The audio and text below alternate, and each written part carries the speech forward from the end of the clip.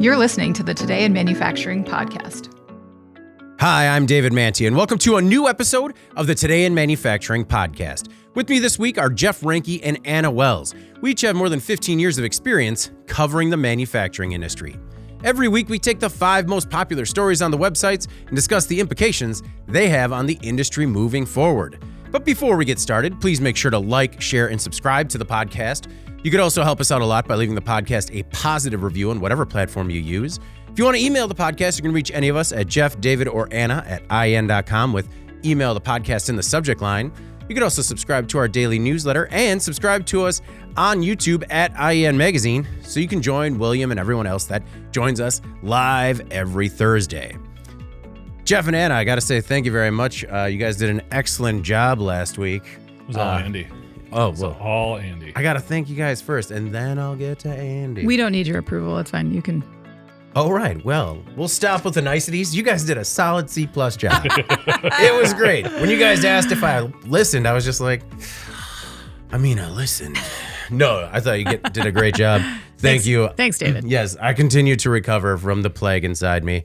So let's hammer through. Pace yourself. Yeah, really. Pace the voice. Yeah. Okay? Yeah, no, that's all me. You need to take a break to like douse your throat with some honey or something. Yeah. Feel free. Just please excuse the heavy breathing. So if you're in headphones, apologies in advance. All right. Before we get started, we have a word from our sponsor, Big Commerce.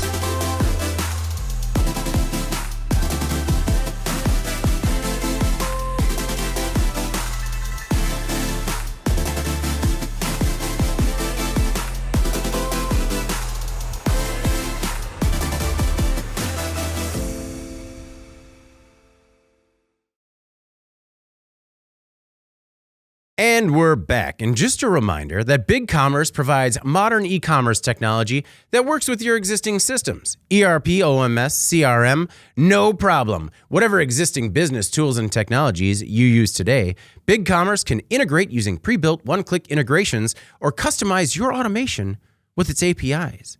Make the move to Big Commerce today. All right, our first story this week.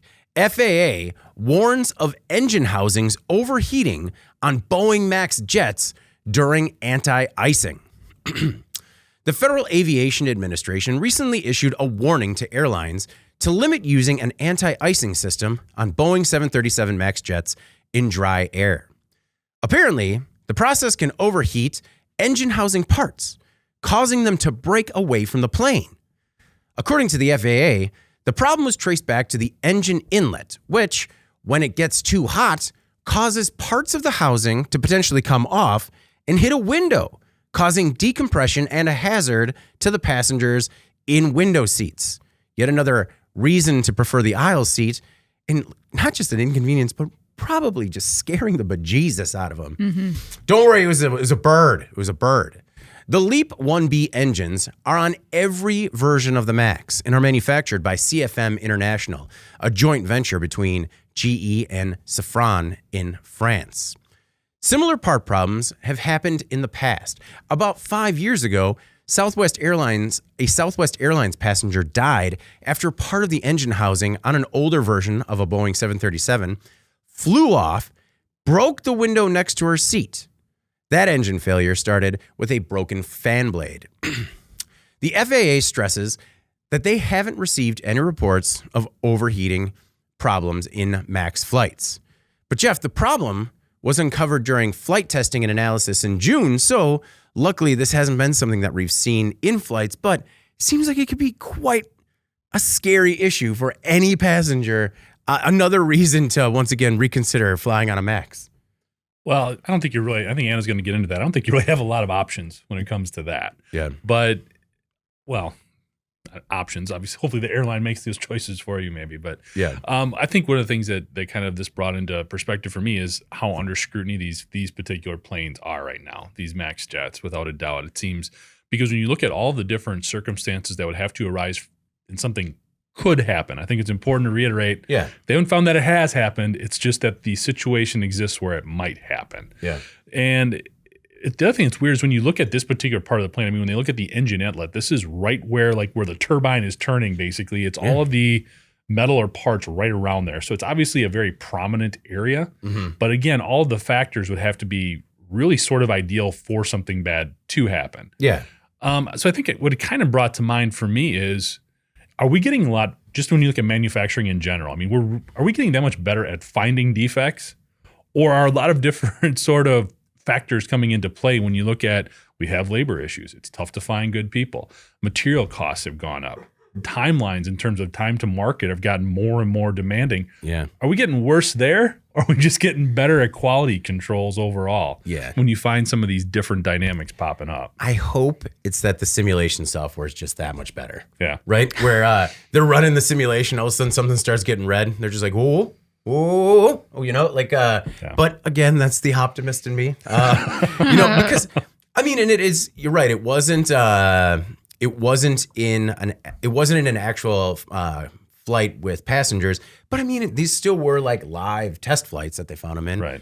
Doug Hatch, who is watching us live, says, bass-ackward engineering solution, the max is. Thanks. Thanks, Doug. I think there's a lot of people that might agree with you there, Doug.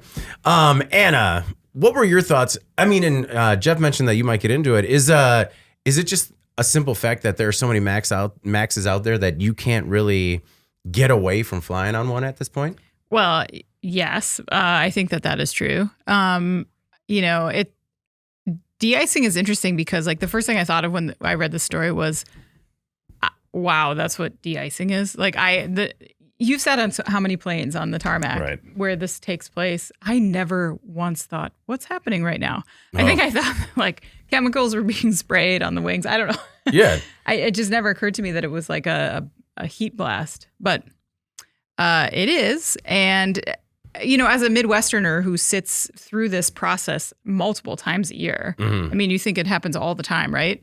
My other question was, do you think this will impact how many flights can take off in the wintertime? Well, I mean, we've already seen issues with anti-icing procedures and de-icing procedures, like slow down things at the airport. So I think it stands to reason that it will. It certainly could. And I know that the FAA is referring to these as, quote, very specific conditions. And, I'm hoping that means that they're going to be rare, but that's not necessarily true. Yeah. That's not really what they said. And if you think about, routing through cities that get winter weather, if that begins to be unprofitable for an airline, that's going to make flights more expensive for us, first of all. Yeah.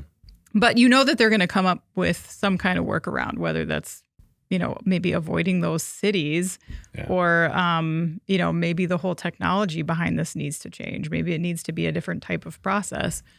So the implications for this seem to be, to me, they could be huge. And this story was I know it was popular on our website, but I didn't see anything about it really widely reported.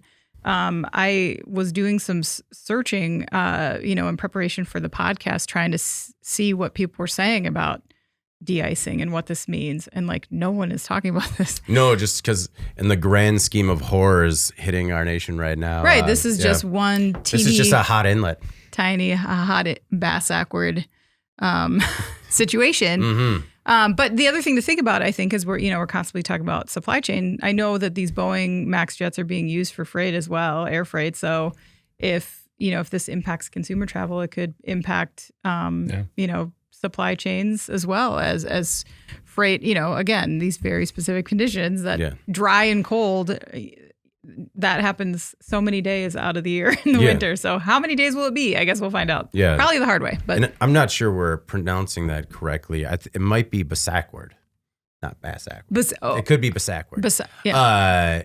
John, who's watching us live, always good to see you, John. On Descent. Thank you.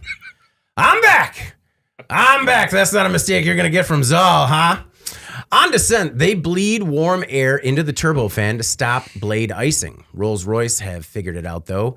Sorry, GE. Ooh, John throwing that shade. Burn. And can we get Safran, too? Well, this is a Boeing thing. Yeah. It's not really That's- the engine. It's yeah. just the inlet part. So this is totally on Boeing. It is. Boeing says overheating the inlets, which, as you just said, are manufactured by Boeing, not CFM, can only happen, like you said, Anna, under very specific conditions.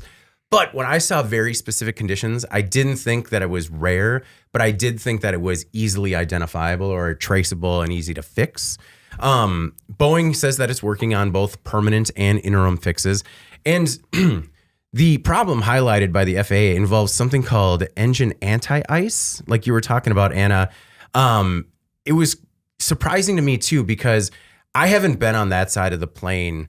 It's been like 15, 20 years. Because when I got into the industry, I actually was on strictly aviation, strictly ground support equipment. Mm-hmm. So that's what I would do. I would go to airports and like watch them de-ice planes. Mm-hmm. And my basic understanding was like, it was essentially like the plot of Ghostbusters 2, where they just kind of coated it in the pink slime and then everyone was safe to fly. Yeah, that's what I thought, that it stopped at the slime. Yeah, no. It turns out much more innovative these days. They've come a long way. But that's what I mean with the whole quality controls, because they're saying like you can't do it. You can still use it. You just can't use this feature for more than 5 minutes. Yeah. When it's in a dry condition and you have to heat something. So it's like there's so many different parameters. Yeah. To sort of create the perfect storm. This Right, a but new like- sensor or button for this perfect storm. But I guess it begs the question, if they are generally running it for longer than 5 minutes, is it because they need to?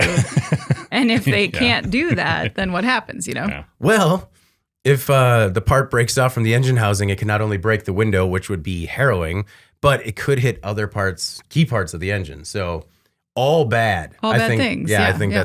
that's the problem. All right, our next most popular story this week. U.S. Autoworkers may wage a historic strike against Detroit's 3 biggest automakers. The United Auto Workers Union represents some 150,000 employees at U.S. car makers. Last month, UAW entered labor negotiations it undergoes every 4 years with the 3 main unionized automakers. A new article from Merrick Masters, professor of business administration at Wayne State University, suggests that the UAW may not come to terms with Ford, GM, and Stellantis by midnight on September 14th, when the current contract expires. According to Masters, the Big Three have amassed some $250 billion in reported profits in their North American operations over the past decade. UAW leaders have pledged to get their fair share with higher wages and better job security.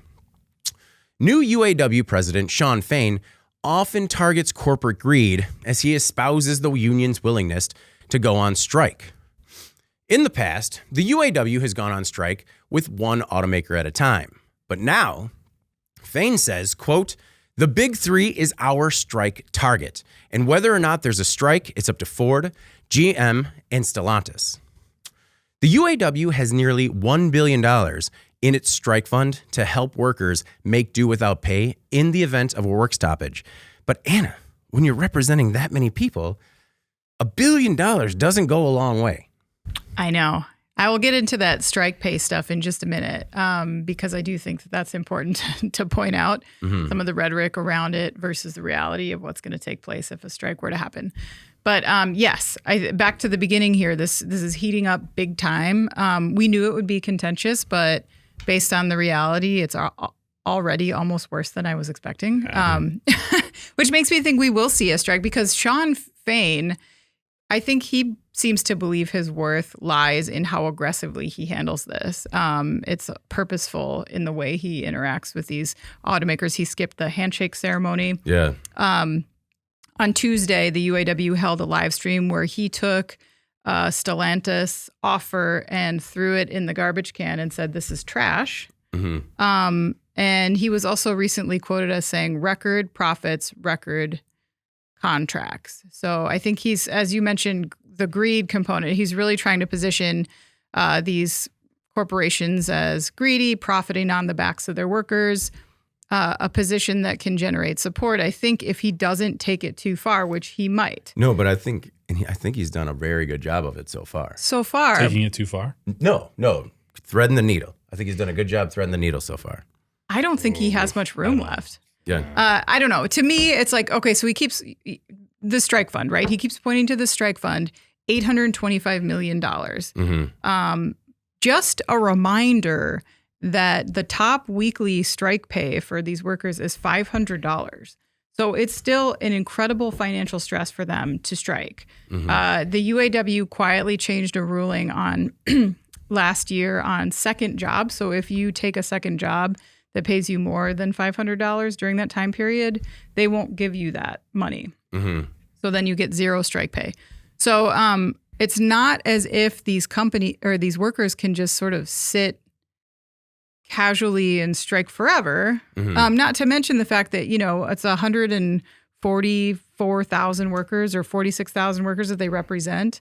Yeah. So 825 million, I mean, that's a lot of money, but that's a lot of people. So you can deplete that strike fund really quickly if you all strike at once. Well, yeah, it works out to about $5,500 per person. So with the $500 cap, I mean, they got about an 11-week window. 11 weeks, which would be a very long strike. But 500, is it a week? $500 a week? Yeah. I mean, that's not a livable wage. No, it's not. And that's the thing is I don't think that you can casually refer to we're flush with money. But the reality is your workers will not be if you sit out of the game for that long. So I do think that it's fair to review some of the concessions that the UAW made when the Great Recession put a few of these companies on the brink of insolvency. They gave some stuff up at that time. Whatever you want to say about EV transitions and a soft economy or whatever, it's a different game now. They are breaking profit records.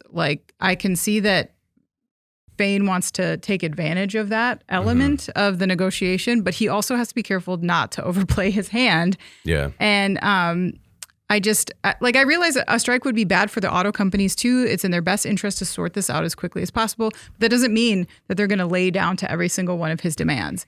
And if he won't negotiate, then this is going to be very painful for everyone involved. Yeah. Jeff, Doug, who is still watching us live, and we appreciate your perseverance, Doug. He says, and Tesla's just going to keep pumping out cars. And Tesla's not the only one. There are a lot of automakers that do stand to benefit if there's a work stoppage for the big three. They unequivocally will benefit. There's no doubt about that. Here's the thing. Shawn Fain, he isn't just being contentious. He's being militant in the way that he is going after these automakers.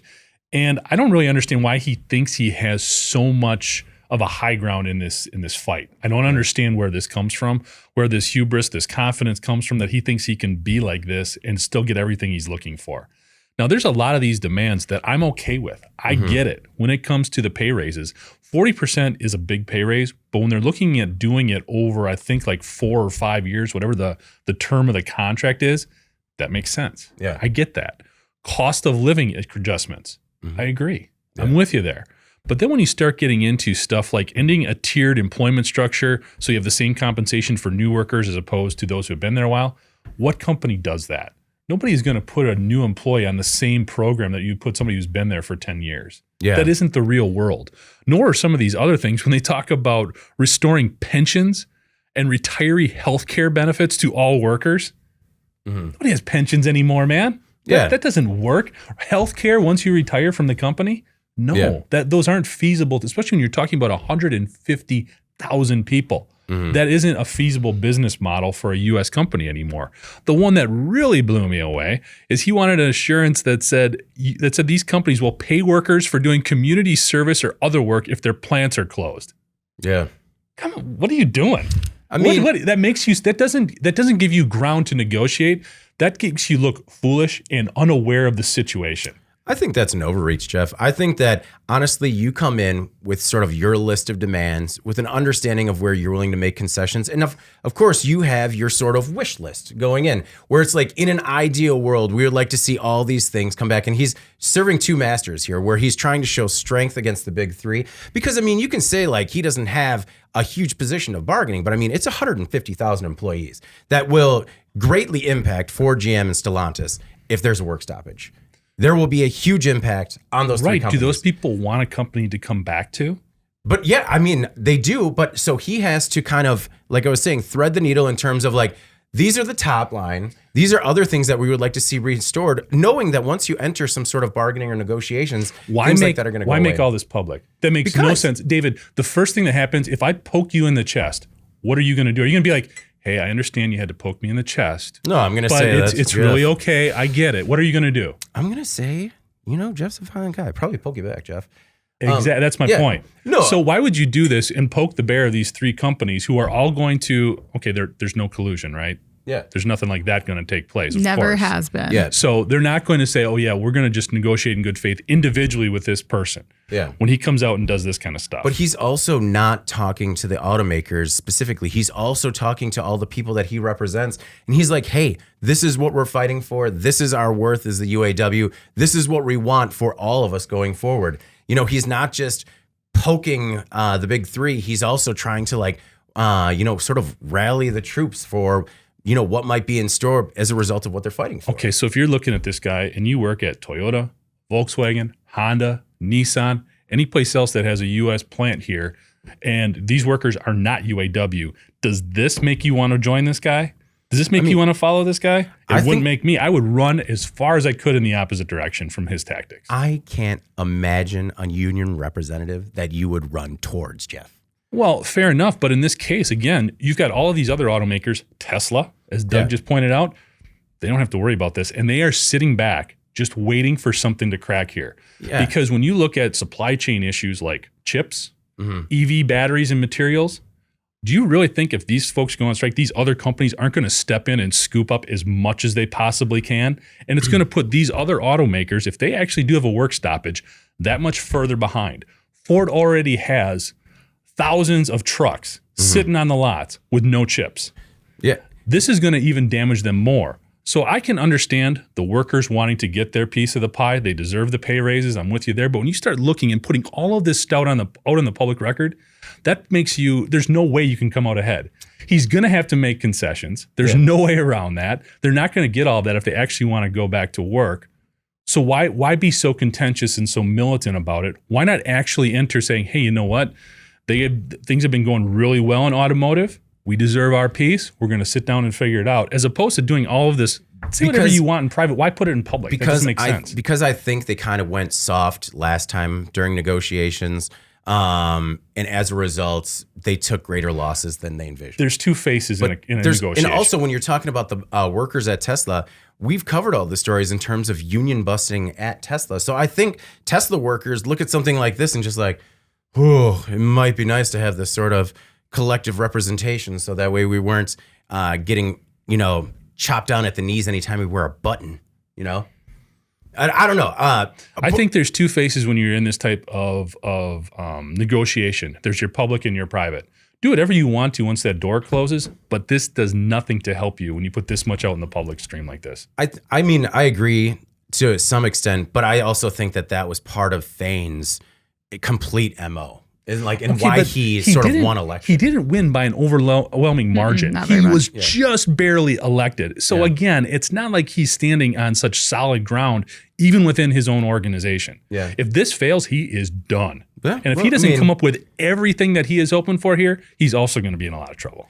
Yeah, but I mean, either way, he would be in a lot of trouble. If he said nothing and they wound up kind of losing at the negotiation or the bargaining table, he's in almost a lose-lose situation. Part of the issue comes down to pay for workers in the EV joint ventures. This is one thing that I thought you were going to bring up, Jeff, just because, a lot of these joint ventures are with foreign battery makers. The UAW wants to see Ford, GM, and Stellantis paying UAW level wages and benefits at all of these joint venture operated plants in the U.S., making batteries for the EVs. The workers currently earn far less, start far less. The UAW has also had success in organizing one of these joint ventures, the Ultium Cells in Lordstown, Ohio. But pay for workers at the former plant or GM plant starts at $16.50 an hour. And that was, or in 2019, the year that GM ended car assembly at that factory, workers were earning $32 an hour. So it's like a huge difference in terms of. Well, that's why you have these negotiations. These are all typical talking points that make a lot of sense. Some of these other things that he's brought into the dialogue don't make sense to me. Doug and John want to jump in again. Doug says the old ICE boys are in deep trouble. They still haven't figured out how to make an EV with a profit. And I don't think any of us think they know how to do that anytime soon. John says in 1970, UAW had 1.5 million members, but today it is 400,000. 1998 GM strike cost them $2.3 billion in a 54-day strike. So again, just reiterating how much is on the line when it comes to a potential strike at all big three Detroit automakers. All right. Our next most popular story. You see what I'm dealing with? Can you hear that? Okay. Crossing design blamed for fatal train collision. Last year, an Amtrak train hit a dump truck in Missouri, killing 4 people. This week, the accident was blamed on design problems with the railroad crossing. The truck driver and 3 train passengers were killed in the accident, and 146 train passengers and crew were injured. The NTSB this week said the road grade at the passive crossing was too steep. The American Association of State Highway and Transportation Officials sets parameters for the maximum slope at train crossings, and this particular crossing had a slope that was 13 times steeper than recommended. The uphill climb makes it difficult for heavy trucks like a dump truck to come to a complete stop and then accelerate through the crossing. This is likely why the dump truck driver crossed the rails, which had a stop sign and crossbucks, without stopping. After the accident, Missouri greenlit a $750,000 study that found 47 crossings across the state that needed to be fixed. Those fixes are going to cost some $18.5 million. Anna, one thing that stood out to me, first of all, is that when they say crossbucks, that is just the X atop the stop sign. I thought crossbucks were the gates that came across. And I mean, for somebody, and I know that you grew up in a rural area as well, this is just what rail crossings look like. You know, a stop sign and crossbucks that maybe were not covered by some sort of overgrown bush or tree. So it looks like it's a large problem, and not just in Missouri. I think this is a problem nationwide. Yeah, I mean, this is the kind of stuff that technology, I think, can really assist us in understanding today. But back when many of these railways were established, that was not the case. Mm-hmm. So for context, the oldest operating railway in the United States was built in 1832. When I read that, I was like, what? So if you think about infrastructure and how it all works together, you know, to me, it stands to reason to think that these types of studies should be taking place on a recurring basis as crossings or traffic patterns change, development occurs, erosion occurs. You know, you think of infrastructure as these, you know, hard and fixed assets, but I think these are dynamic in many ways. They're subject to their surroundings and things like that. So they need to be looked at on an ongoing basis, and I don't think that's what was happening here. The Missouri study that was commissioned after this crash resulted in the recommendation that 17 of the crossings, including the Menden site, actually be totally closed due to their poor design. Mm-hmm. Besides the poor design, this crossing had no lights. It had no signals to warn that the train was approaching, nothing like that. Before the crash, area residents had expressed concern for nearly 3 years about the safety of the crossing because of a lack of visibility.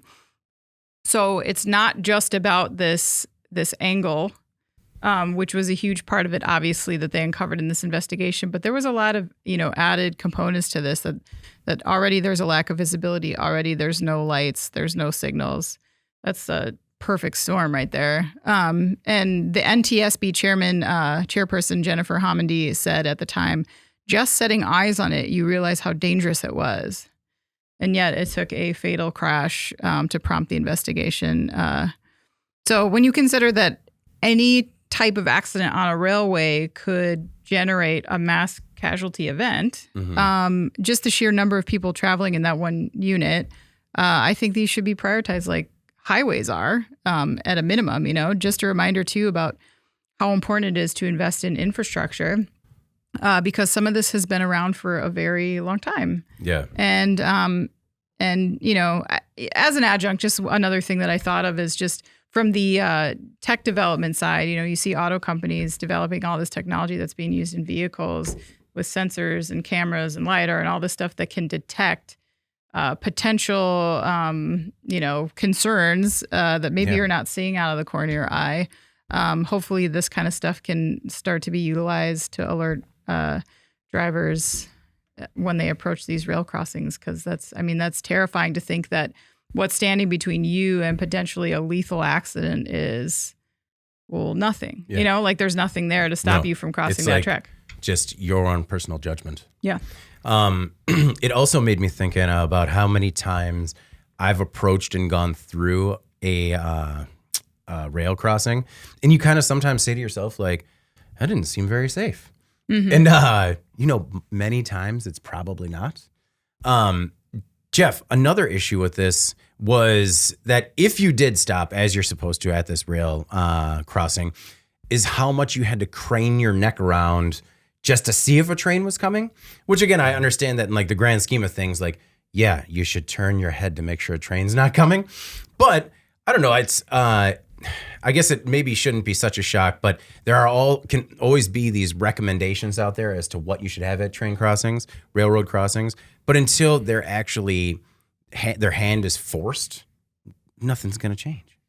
Well, I think part of it is the familiarity that accompanies a lot of these settings. In other words, if you're used to taking these county highways, growing up where I did, you just knew. Yeah. Okay. You kind of knew when the train was coming. You knew how fast it was coming. You knew if you could beat it or roll through it.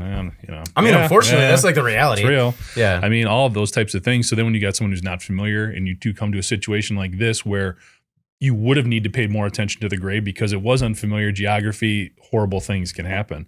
I think we can put this sort of spin on it. One of the more positive things that came out of a lot of the strikes and all of the labor unrest from last fall was the fact that there's greater attention now being paid to railroads. Yeah.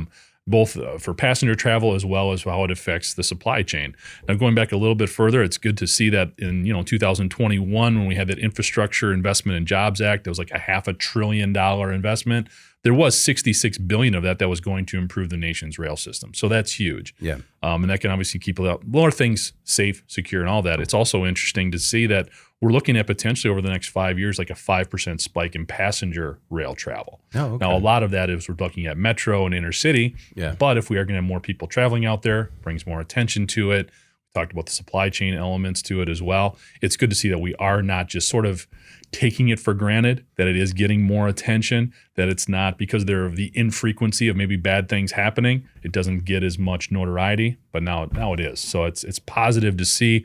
And if it took some labor unrest to do so, then unfortunately that's kind of a positive implication as well. But we already ran a story. Because part of that labor unrest was that they were going to get rid of the trying to have just one engineer per train, and they've already gone back on trying to push that through. Yeah. So hopefully we don't see all of that clawed back. True. Agreed. Amtrak and BNSF Railway Company estimated the damage to the track and equipment to be about $4 million. One thing NTSB Chair Jennifer Homendy said, the safest rail grade crossing is no rail grade crossing, but at the very least, every road rail intersection should have an adequate design to ensure proper visibility so drivers can see oncoming trains. Actually, the reason that I initially pulled this quote out was because I thought the crossbucks meant there were gates. Mm-hmm. But then I found out that crossbucks only meant it was on the sign. And I'm like, no, you know what, Jen? You're right. Inadequate signage.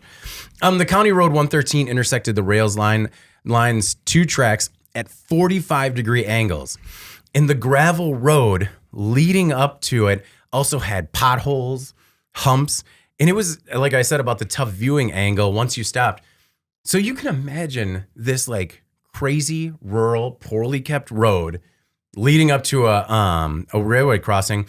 And Jeff, you had mentioned the potential for inexperienced people, but it sounded like this might have been a crossing this guy went through quite a few times. Because I didn't get to dig into it like I normally would. My favorite, the NTSB reports, because I've been unconscious for the better part of 2 weeks. But the Missouri State Highway Patrol interviewed a driver employed by MS Contracting. Anna, those were the people that were driving the trucks.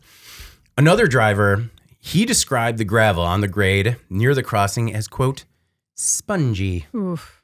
That's not good. and said that it caused trucks to bounce.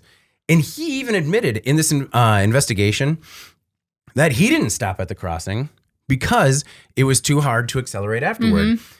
He said that it was standard practice to coast through at about 5 miles per hour the exact conditions that the other truck driver was doing in this fatal accident. Yeah, it kind of sounded like in order for this to really work, ideally, you would have had to stop probably 100 yards back in order to really be able to get enough momentum to cross the tracks due to the grade, as well as see whether or not the train was coming. Yeah. Which obviously just not practical. John has similar situations in Barrington, Illinois, saying that it's sloped to and two crossings only 300 or 400 yards apart. I'm not exactly sure what that means, but it sounds like it's painting a dire picture. Send me the Google Earth so I can crawl through it. All right. Our next most popular story. Volvo begins ditching sedans and wagons. They're calling it a, quote, consolidation. Autocar UK reports that Volvo has killed sedans and wagons in the UK. Slumping sales led to the Swedish automaker offering only crossovers and SUVs. Volvo saw the writing on the wall for models like the S60, V60, and V90 after demand fell to, quote, very low levels.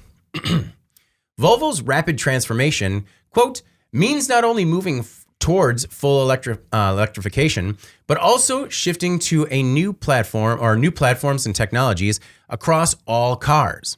The company will also, quote, need to evolve and consolidate its lineup. Should U.S. customers expect Volvo to eliminate smaller options in the near future? Well, according to Jalopnik, Volvo sold just 102,000 cars in the U.S. in all of 2022. That was down nearly 17%. So, Jeff, I guess as they said on Jalopnik, enjoy those Volvo wagons while you can. I'll circle back to that point. Okay. But the first thing I think that's interesting is when you think about Volvo, what do you think about? Safety, right? I mean, that's why most people, it sort of had that niche or sort of, because when you look at their vehicles from an aesthetic point of view, it couldn't be more vanilla. I mean, they're very, very plain. They never sold their hat on or never sold their vehicles based on performance or speed or whatever you want to say. This is a very safe, very reliable vehicle. It's going to last you forever. Heaven forbid you're in a crash. Your there couldn't be safer. Okay. That was sort of the mantra. And they did really have a very solid following. And that's what they really built their brand equity on, was those safety features and those performance or reliability features. So I think it's going to be interesting to see as everybody transitions to EVs. Now, you'd like to think the same engineering and quality control checks and everything would transform sort of a cut and paste dynamic, but we don't know that's going to be the case when we start looking at, number one, electric vehicles, and also when you get into a different type of vehicle. When you look at these crossovers and you look at the SUVs, safety is obviously very important, but you're also going to be competing with companies that have a lot of really interesting aesthetic elements. There's a lot of styling. There's a lot of performance features that you're also going to be competing with in those markets for those types of vehicles. So it's going to be interesting to see how Volvo does long-term with this type of approach, because they've really gotten away from what I feel like they built their brand on. I understand why they're pivoting. It makes all the sense in the world when you see what the customer's doing. But is there enough room for them? I guess is kind of the way I'm going. Their top two markets are China and US. You couldn't have more competition for SUVs than those two markets. So it'll be interesting. Now, what Jalopnik said about enjoy your wagon now, we have some of these stories. You know, we talked about the Wagoneer. We talked the Gremlin. Or not the Gremlin. What was the one? Is that the one that you were talking about? Oh, I love Gremlin. The Gremlin, whatever it was. Gremlin. You could see this one coming back like in maybe 5-ish years or so. Whether I don't think it'd even be a nostalgic thing, just sort of a change of pace, a different look. Again, playing on some of the cards that have got them here. Yeah. I could see those coming back in a bit. I understand why they're pivoting now, though. Well, one thing I don't get, and Jeff, a lot of times you get into the sales numbers about how it just makes sense. Like it's not anything other than supply and demand, right? But I mean, so when you look at the Volvo V90, how is that a wagon and not a crossover or an SUV? You know, like I feel like. I guess to me that does say CUV more than a wagon, just because of the wheelbase. I get you. I mean, I'm not. We're arguing minute points here, but I guess I would get it. Looking at that. Yeah. No. It's. I mean, and Anna, I don't know. What do you think? Is it just, hey, look at the numbers. We're not selling any of them, so they're gone. Yeah. I mean, I think Jeff raises some good points about competition. And if you look at Volvo's brand legacy, they've kind of built this higher end consumer preference out of what they do. And I think that probably their primary competitor on sedans would have been Tesla.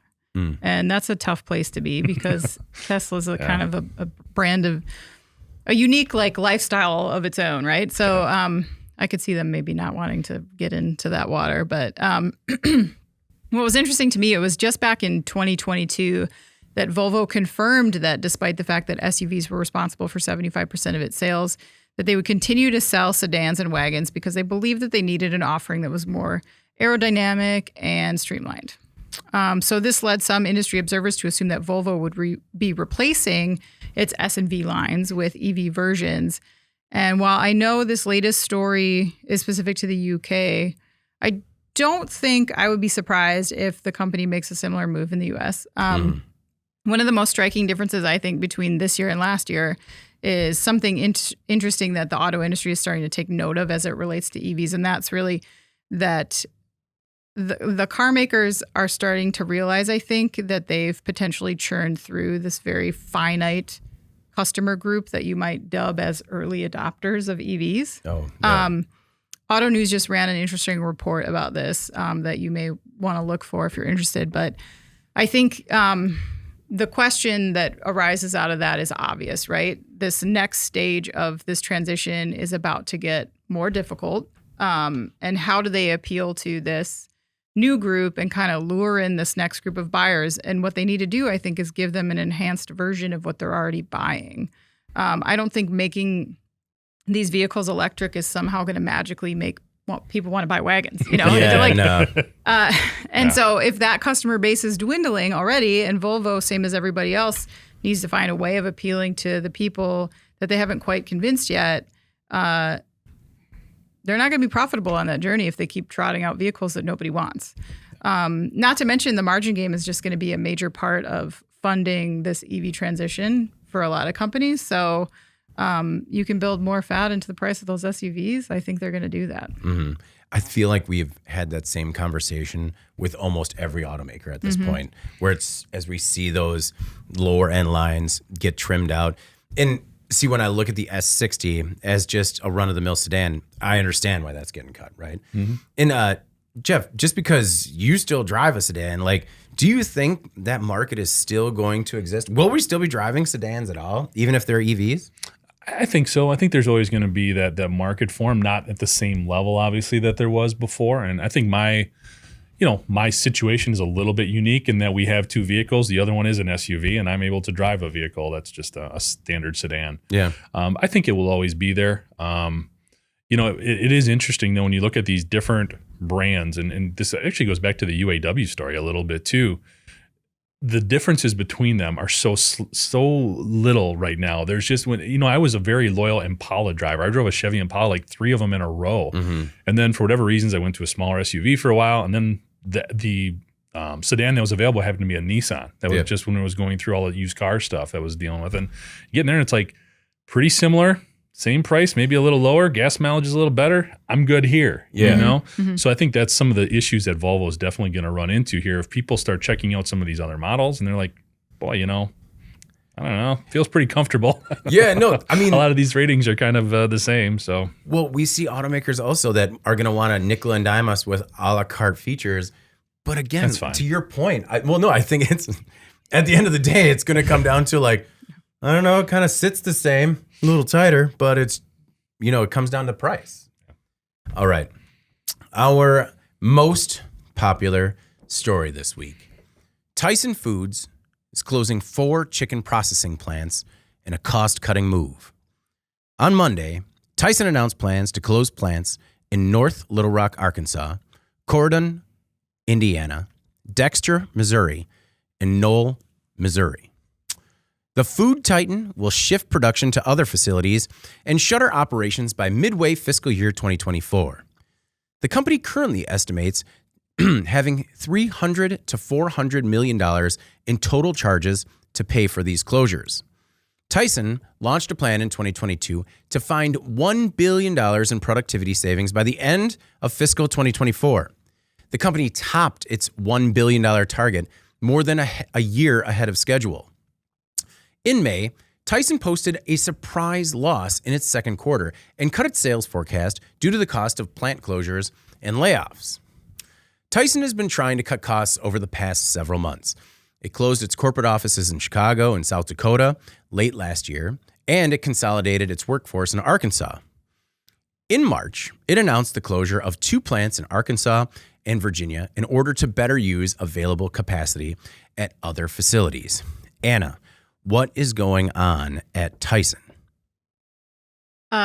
Who's the guy who was like told to cut $1 billion in operating costs, and they're like, I cut even more jobs than you even wanted me to do. Yeah, he is high five me, gunning for the other guy's job.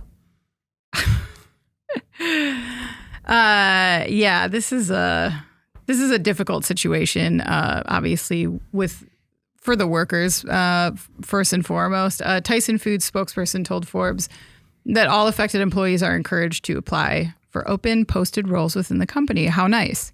Here's where the tally stands. There are 2,200 employees affected between the 2 Missouri sites that are getting shut down, 368 in Indiana. These are according to WARN notices, and then an estimated 200 in North Little Rock. So if you visit Tyson's career portal on its website, there are currently 742 positions listed as available, meaning that even in the very unlikely scenario where every single one of those gets grabbed by a worker at one of these shuttered plants, that covers about 20% of the people. So let's call this what it is, a mass layoff event. And it's followed some smaller ones that Tyson announced in the past year. There was quite a few this year. You mentioned some of them. There were so many I couldn't mention. You couldn't fit them all in. Yeah, they've just been like slashing and burning like crazy, which to me is a little infuriating to see. You know, I know it's business conditions and there's only so much that can be done, but man, just a couple years ago, these workers were considered so essential that they were forced to work in these food plants during the pandemic, whether they were afraid of their health or not, just at the risk of being told that their job was going to go away if they didn't.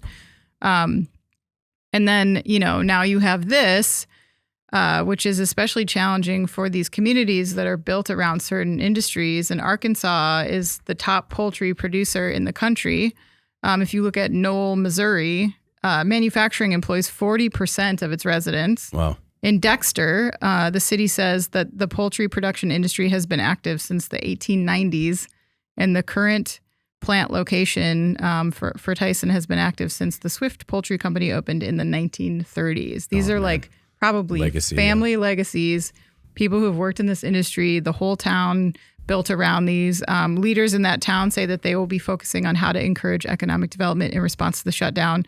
I mean, sadly, as manufacturing continues its exodus from urban areas, seeking this lower cost labor in more rural areas, you see this. You know, you see companies like a company town. You know, these rural areas where, you know, they are devastated by a plant closure. There's just not that much around to absorb the layoffs. And as you know, as I mentioned, Tyson's got plenty of jobs available in like, you know, many different areas. Doesn't even touch the number of layoffs that they've put out just now. But then you look at over the course of the year, and those jobs are scattered all over the country. So it's not just as easy as saying like, well, we can pick you up elsewhere, because that is just rarely a practical way to handle that. So unfortunate situation.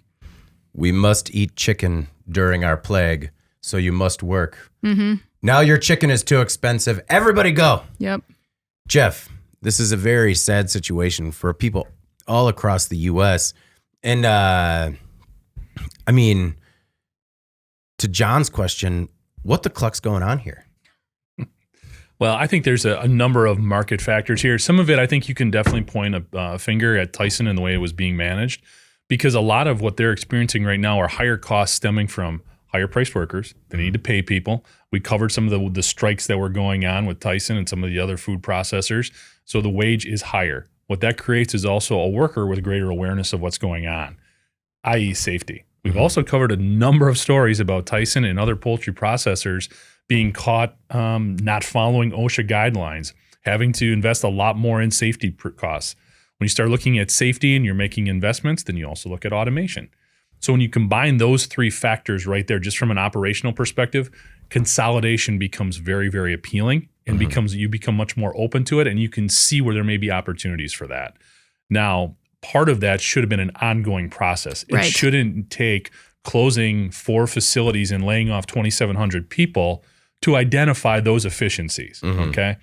The one silver lining to that is we're actually consuming more chicken than we ever have before, okay? The consumption rates are up. So maybe, and I'm not saying this is a definite, there is the potential for these types of facilities to be a home potentially to somebody else because there are more companies out there.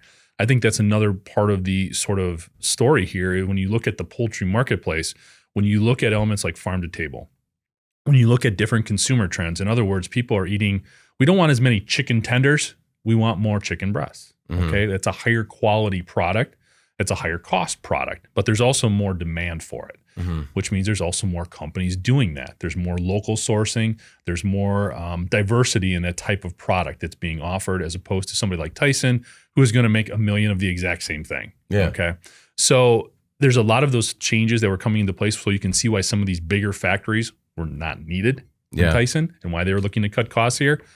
But you could also see potential opportunities for these facilities down the road. Does that mean 2,700 people? No, let's not paint too rosy a picture here. But potentially some of those very rural settings could still have some opportunities in this marketplace because the product demand is still there. Could this be a little bit self-inflicted? Oh yeah, in the fact that we're all consumers of chicken products, and I've certainly gotten to the point. I thought you at least buy chicken for the family, right? You don't buy chicken at all? Oh, well, I'm not a consumer of chicken, I guess. Gotcha. I just meant like as a person that buys grocery for other people that eat chicken. Okay. So Jeff, this one's just for you.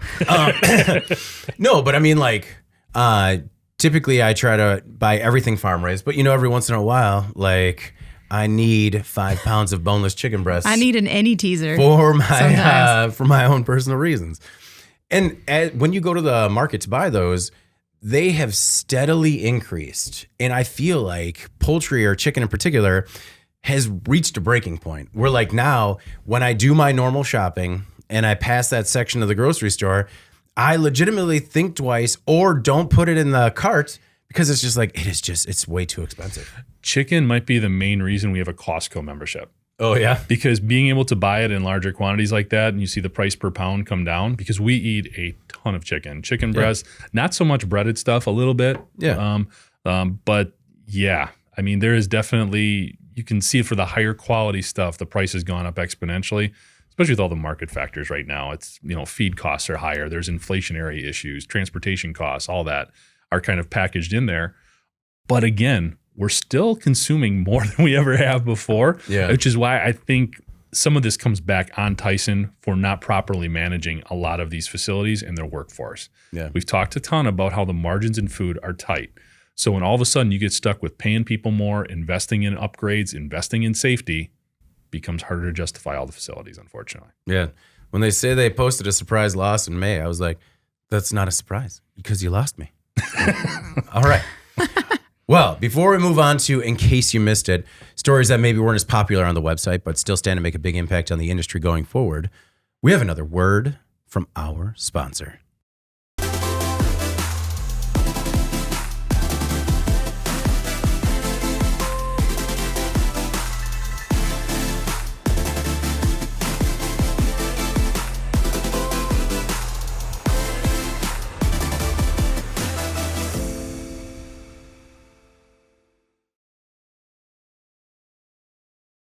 Hey, we're back. We're still here, despite virus's many efforts to do us in.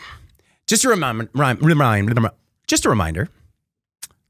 to start that rate again. You know what? I'd like to talk to you about our friends at Big Commerce. Big Commerce provides modern e-commerce technology that works with your existing systems. ERP, OMS, CRM, no problem. Whatever existing business tools and technologies you use today, E-commerce can integrate using pre-built, one-click integrations or customize your automation with its APIs. Make the move to big commerce today. And I don't know why my check down to a stumble is to just like the gibberish with the tongue. Blah, blah, blah, blah, blah. It's like it's my mental reset that apparently hasn't changed since I was 3 years old. Consistency. It's important. Consistency, that's right. Yeah. Well, in case you missed it, the stories, maybe not as popular on our website, but could make a big impact on the industry going forward. What do you have for us this week, Anna?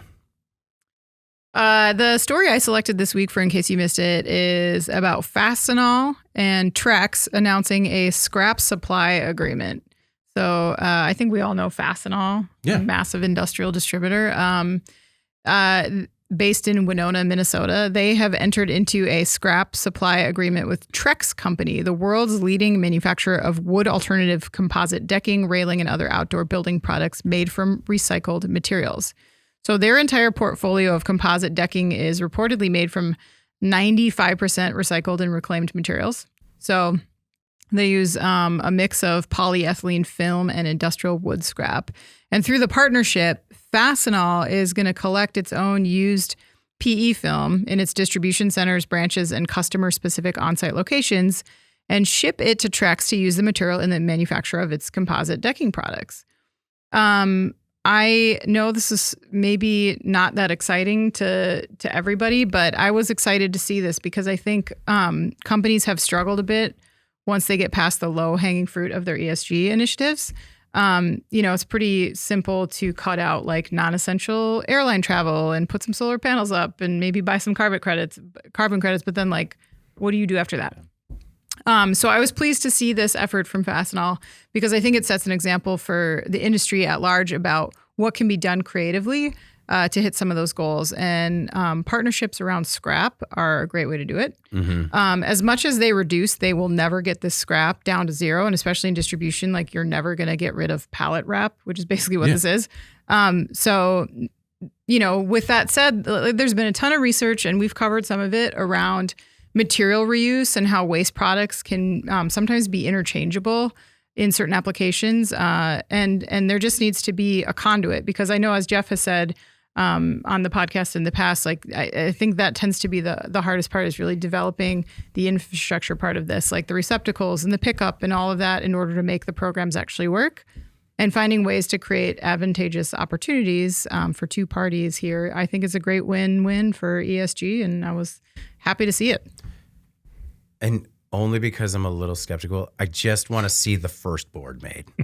That's all. Because because this story is coming off of the heels of that like investigation that found that all of the like grocery bags that were recycling at the grocery store are just going to landfills. Yeah, when I worked at a coffee shop in college, and the owner put bought foam cups, and he put in a garbage can that was like styrofoam cup recycling, it said on the outside. Oh yeah. And I was like, where do these go? Because I was like 18. Yeah.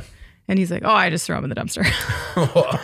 But I mean, my point is that stuff happens on many different scales. And I know that like there was a story about a shoe recycling program where they found that all the shoes were just getting, shipped off to some other country and then, I don't know, burned or something. It just like, yes, of course, skepticism is good when it comes to this stuff. You definitely need to, but there's a very short, transaction chain here. And then secondly, Trex is already doing this. Yeah. So to me, it makes sense that this is just a material source for them. Well, and Jeff, anyone that's ever had to take the pallet wrap off of a pallet knows that is just a large amount of plastic. And so to have any fraction of that find a new home as a really, banging deck there. Yeah. Nice. That's win-win. The one thing I will say, taking all that pallet wrap off, you're so mad and frustrated by the time you get it off, you're very happy to throw it away. You are, but you ball it up and then you throw it at your coworker. Yeah, that too, but it gets there. No, I love these stories because there's a practical application to a real world problem. Mm-hmm. And when you look at, as I've said too, plastics aren't the problem. It's figuring out what to do with them when we're done. We can't figure out how to recycle them. They're also the problem though. Yeah. Or, also get them. What they do for us is great. It's we don't know what to do when we're done with them. There's too much single-use stuff out there, all of that. So I think this is fantastic that, again, we've got a practical application to a waste product that we can so it's not going someplace else. It reminded me of a story we also ran this week about that contest over in Hungary where they were scooping stuff out of the streams and rivers, having basically so you could get the most plastic out of these rivers. So any of these things that we can do, because regardless of, I'm not going to get into any debates on environmental regulations and all that, plastic's a problem. I mean, there's just no way around it. It is a waste stream issue, and any solutions like this we can come up with are awesome. I was kind of blown away by the Hungary story, because just to think that they're like, hey, we got a problem with garbage in our rivers. And somebody said, what about a contest? And the fact that they pursued that and then it was successful. Like, what are you doing this weekend? Oh, I got a garbage contest I really got to get to. Like, and these people just compete to see who can get the most trash out of their natural resource. And it's like, I don't know. I was just, I was impressed that it was working. What if they put like 5 golden tickets in the river and then whoever finds them gets to tour a candy factory? I mean, I think you're really onto something. I think it's been done before. Has it? This golden ticket thing sounds like a winner, and I don't see anything going wrong as a result. I would be interested to see how much these materials cost comparatively. But I mean, I know that lumber's been going back down to normal a bit recently. Mm-hmm. But I mean, at the height of when it was the most scarce, I bet it had to be pretty competitive with some of these recycled materials. Well, it just helps availability though too. If they're saying, hey, we've got a wood product or a wood-like product that we can do right now, you're going to go around with that, I would think. Sometimes they last a little bit longer too. Yeah. Man, Trex repurposes in excess of 1 billion pounds of reclaimed materials. A year? That is incredible. Jeff, what's your in case you missed it this week? So I picked a story. We've been talking a lot about Anheuser-Busch and a lot of different things they've been doing with some of the companies they acquired. We ran a story not too long ago about a company who basically bought their brewery back from Anheuser-Busch. Yeah. So this was kind of interesting. It caught my eye. Tilray Brands, which somebody you're probably very familiar with Cannabis Equipment News brand, they basically entered into a definitive agreement to acquire 8 beer and beverage brands from Anheuser-Busch. Once everything is closed, Tilray is going to acquire Shock Top, familiar with them, excellent beer, Breckenridge Brewery, Blue Point Brewing Company, 10 Barrel Brewing Company, Red Hook Brewery, another one that I really like, Widmer Brothers Brewing, Square Mile Cedar Company, and Highball Energy. The transaction includes employees, breweries, and brew pubs associated with all the brands. It's rumored to be worth about $85 million for these 8 brands. Wow. So it's interesting on a couple of different levels, I guess, for me. First of all, when you look at Anheuser-Busch and what they've been doing in terms of sort of undiversifying their portfolio and really kind of unloading a lot of these craft breweries that they went on sort of a purchasing spree for a while, and getting back to what they do best. They understand they could not make these work in a really efficient manner. So it's interesting to see them, first of all, offloading those, and then to see a company like Tilray that's better known in the cannabis sort of lifestyle product category, getting involved with more mainstream beverages like this. Definitely a little bit off the beaten path for them. So it'll be interesting to see this. This took Tilray from being, I believe, the 8th or 9th largest beverage, or craft beverage producer to 5th. Oh, wow. So it definitely moved them up the food chain a little bit, makes them a bigger entity. So it'll be interesting to see how they're able to take this, as well as some other craft type niche beverage products, and make it all fit in their portfolio. So hopefully they can leverage some of the efficiencies that would go with this and sort of expand their brand. It'll be interesting to see how that plays out. Once Tilray first started getting into diversifying outside of cannabis, it was seen as very risky, and even though they're going into like alcohol, craft brewing, things that seem like safer bets, it was a high risk because you're kind of getting out of your wheelhouse, but it was a really smart move for Tilray that was kind of getting hurt by the economic conditions of the cannabis industry, which is incredibly depressed right now, and making some really smart moves. And they've actually started to pay off. This was kind of like shocked me when I saw that it was these 8 kind of well-known brands. I figured they would be like, something off the scrap heap. I think they're all regional brands, but it does give them an interesting sort of collective footprint in terms of where there are strong points for all of these beverage companies. Well, and Anna, it also is Tilray can, by diversifying, they don't have to completely abandon their footprint in the cannabis space, kind of supporting everything with operations and craft brewing. Mm-hmm. Oh, yeah. What did you think about, particularly Anheuser-Busch selling these 8 brands, is there any time to panic for Anheuser-Busch, or is this just, just a little deal, little blip?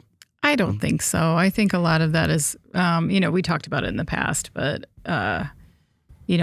there's a lot of market conditions that are working against them. And so I think they just have to proceed business as usual and make some moves towards streamlining. That just makes sense for a company like that in a market like this. I don't know that I would apply any relationship between that and the marketing fiasco. Like everyone wants to make that the driving force behind everything. This could have been in the cards for a while. I am curious about the day that there's a recall because some CBD gets slipped into something else, and then everybody's like, It's a much cleaner process than that. What's the sound everybody's going to make? Yeah, there's just loose flour flying everywhere around these facilities. Like, oh, did you just drop some bud into that beer right there? It fell into all the beers. Anna's writing sitcoms over here, just like, what do we do now? Oh, you guys, we're gonna have to issue a recall. We can't tell anybody. Didn't I do that? Oh my god, I got it written. Wow. She has you just did the entire TGIF lineup in a great crossover episode. It was fantastic. Sorry about that, everyone. All right, look what you did to David. Yeah. In case you missed it, is shape-shifting robot swarms, self-assembles, and adapts to the unfamiliar. Oh, a cool robot story. Shocker, David, I know. A new robotic platform developed by the University of Chicago can adapt to its surroundings in real time. The platform is called the Granulobot, and it's made up of several identical motorized units that are only a few centimeters in diameter.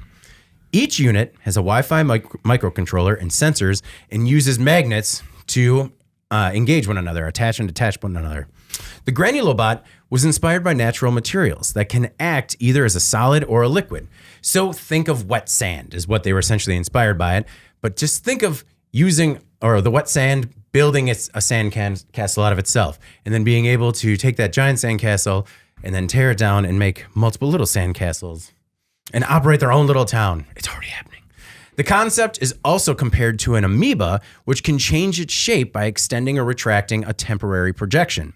Similarly, the Granulobot has no identifiable top or bottom, front or back. There are no wheels, there are no legs. There is only, they don't have any features that are identifiable with a specific task. I chose this story because I thought it was incredible, basically making like tiny robot sand. And I thought the implications could be very interesting in terms of having essentially a swarm of tiny robots. I mean, if you kind of want to picture it in your mind, like how every sci-fi and action movie these days is like overusing nanobots or nanotechnology, kind of the precursor to something like that. I also chose it because this work is the continuation that some of the team did for DARPA previously. And so, Jeff, as you always say, they were working with DARPA on all these things before, and now we have Granulobots, and I'm just excited to see what they're going to come up with next. Jeff, did you have a chance to check out this story at all? I did. Thought it was super interesting. Just as far as the applications, where do you start? What is the first thing? I guess my mind, I don't know why, it kind of went to like search and rescue applications. Oh yeah, that's what I was things thinking like too. that. But from medical to, I don't know, it just seems like endless types of opportunities here. There's obviously military applications you have to be careful with. Yeah. But no, really kind of crazy technology. You always wonder about the power supply too. They talk about them being motorized right now. So is that some sort of, is it a solar power? Is it some sort of battery? What they're going to use there? Whether or not it's like harvested somehow. Yeah. So I think there's a lot of still things that'll be cool to see where it goes next. Yeah. In terms of what it leads to. So yeah, really super interesting story. Definitely worth checking out. Instead, drug delivery, where instead of drug delivery, it can actually go inside your bloodstream, build the tool it needs to repair you inside of you, and then come back out. Yeah. I thought the same thing with search and rescue, where it could get in, they could navigate independently into these spaces, create whatever tool needs to be used to help somebody get out or stay alive. And I know that a lot of these are very forward-looking projects in academia that Sometimes are only exciting to me. But I don't know. Come on, man.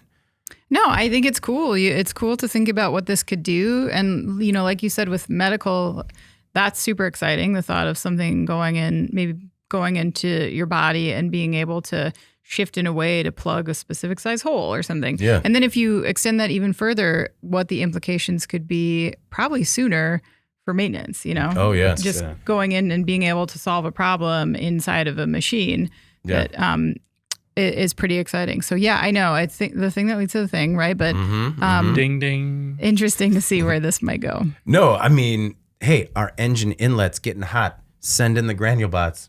See what they can do. Cool it down. Mm-hmm. All right. Well, before we get out of here, let's do our final thoughts. Anna, what's your final thought this week? My final thought this week is yesterday I tried to use Pinterest. Like to make something? Trying to collaborate with a friend to make this idea board, but were you making a vision board? Yeah. But I wasn't. How many flying cars were on it? But I wasn't because Pinterest is too hard for me. And that's when I realized that I'm old and I can't learn it. I don't know. I just was very discouraging. She sent me a emoji back of the gray-haired lady with the grandma one. Yeah. And I was like, I can't figure this out. Sorry. So yeah, that was like, I always felt like, oh, I'm, young enough to learn all these new applications and stuff. And Pinterest isn't even new. It's like one of the old ones and I still can't figure it out. So that's exciting. No, it's Pinterest. I like that Pinterest exists for inspiration for everyone. And I like it when it works out well, but I like it just so much better when it doesn't work out well. And you see the Pinterest fails and the people that are willing to actually post some of those online. And you're just like, thank you for trying to make that cake.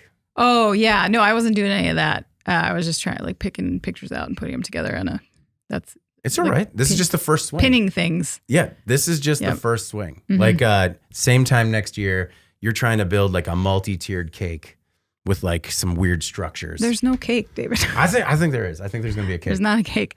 I am pretty hungry. Just like a... I'm pretty sure there's... David wants a cake, Anna. Yeah, I'm pretty sure. Get on Pinterest and figure it out on your own. You're not going to like it. So I'm going to... David's going to make pies. I'm going to butcher this. Fruit. But so a certain part of my family loves making charcuterie boards. And... charcuterie. Do you have Capri-Sun with those? I do have Capri-Sun on my charcuterie boards. But it was kind of one of those where I stumbled into a conversation and they were talking about making these boards. And I was just like, why are you guys making vision boards? And so now, because like my family is the family that hangs on to everything. Yeah. Every time a board's out, they're just like, hey, David, did you see Josh and Zach's vision board over here? Am I right? That's going to happen till I die. Wow. I see that whole ability to let things go runs in the family very strongly. It is. It's just like, oh, was that a tiny mistake? Oh, we are going to dig that deep. Let's ratchet it up. Huh? That's right. My final thought this week is just thanks again for you guys and Andy for filling in last week. Pneumonia is no joke. And if anyone has good pneumonia care treatments as to how to kind of bring that wind back, I could use some help with that because I can't just sit in a hot shower all day. I get too pruny. It gets uncomfortable. Do you want to start running some laps? Does that help? No. You gotta build those lungs back up? No. Let me tell you what. In our championship game this Tuesday, which Jeff, how did that end? Well, I was going to bring up that was my final thought. Then I'm not going to, you know what? Just as part of it, before the game, we were all joking in the office like, what if you hit a triple and I have to run it? I'm like, that is my worst case scenario, my worst nightmare. And that happened and I almost died on third base. Oh. Just like heaving. Everyone's like cheering / looking at me with scared eyes. It was great. But no, so if anyone has any good pneumonia care treatments, please send those to david@ien.com. I'll listen to anything at this point. Seth is ready to hear the podcast. Look at that hat. It's beautiful. Awesome, Seth. Does Seth get a koozie yet? Make it happen. We gotta get Seth a koozie. Seth, you gotta email Jeff what you're not gonna put in the koozie. Jeff, what's your final thought? No, I was just going to bring up, how about the Old Grease softball team? Bringing home the championship. Mm-hmm. Pretty proud. We've got 3 members of that team in here. That's right. But all supporters, all avid supporters of the Old Grease. Yes, it was Anna's first question coming into the office. My favorite adult softball team in town. No, it was awesome. It was a walk-off and everything. Extra innings. I mean, a lot, high drama. I mean, it was, and I was going to say, no one can ever question David's dedication, his perseverance, his fighting spirit, because when the ball, was it a double or a single? What? The initial when you hit it. Oh, it was a double when I hit it, but then he missed it, and I'm just like, no, pick the ball up. And everybody was like, you can stay there. Yeah. David came into third. Yeah. Hustled it out. And then on the very next hitter, it was a short pop-up, kind of in between whether he should tag or not. Yeah. And he sprinted home. Yeah. And went in a 1-run game. That was huge. It was huge. Huge. And that guy hit me with the ball. I actually had that one moment where the ball hit me and I'm like, oh, wait, does that mean I'm out? No. I scored. Ha ha. Let's celebrate. Ha ha. Yeah. No, that was, you're right. It was kind of a game that had every element that you want in it as long as you win. Yeah. So that was awesome. And I got home, on this high from winning this game, and everybody's happy, and my daughters could not have cared less. No. Did not look up from the video game. Oh, that's nice. Yeah. Kept going. I got a couple of the you glad you played as I'm like having coughing attacks throughout the night. I'm just like, champions. I'm puking as a champion right now. Yes. All right. So enjoy those adult athletic events. Because they are worth it once in a while. Yeah. They're always worth it. It was fun to win one. Well, either way, you said it before, like it's a good time to just kind of hang out with friends, have a couple of drinks, and then, tell some bad stories. But it's always sweeter when it's sealed with a win. Absolutely. All right. Well, before we get out of here, please make sure to like, share, and subscribe to the podcast. You can also help us out a lot by leaving the podcast a positive review on whatever platform you use. Everyone on YouTube right now, if you could just give us that thumbs up. Dan, John, Seth, come on. Help us all out. Rally the troops in there. You can also subscribe to our daily newsletter. Make sure you get it delivered to your inbox first. You can email us, Jeff, David, or Anna at IN.com with email the podcast in the subject line, and subscribe to us on YouTube at IN Magazine so you can join us live every Thursday. For Jeff Ranke and Anna Wells, I'm David Manti. This is the Today in Manufacturing podcast. We'll see you next week. Thank you for listening to the Today in Manufacturing podcast.